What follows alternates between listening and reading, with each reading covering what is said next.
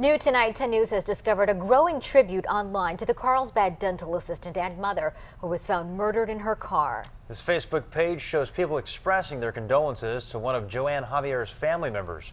10 News reporter John Carroll explains why Javier's former landlord says there might have been trouble brewing between her and the man police believe is her killer.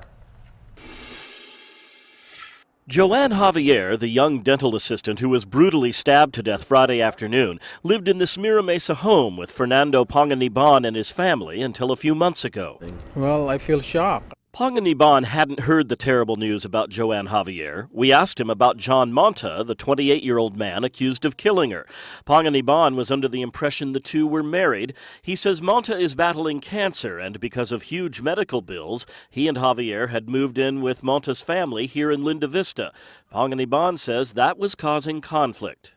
She has been saying something about her in-laws, that they couldn't get along well. Javier's bloody body was found in her black truck late Friday afternoon. You can see it parked under a police tent outside of a Carlsbad dentist's office where she worked. When Javier didn't return from her lunch break, her boss became concerned. We're told she came outside and found Javier bleeding to death in her truck. She'd been stabbed multiple times. That led to a massive manhunt for Monta. Police found him late Friday at his Linda Vista home. Neighbor Mark George says Monta's arrest was dramatic. Bunch of cops, about 15 cop cars, about 3-4 dogs surrounded the whole place. Pretty crazy.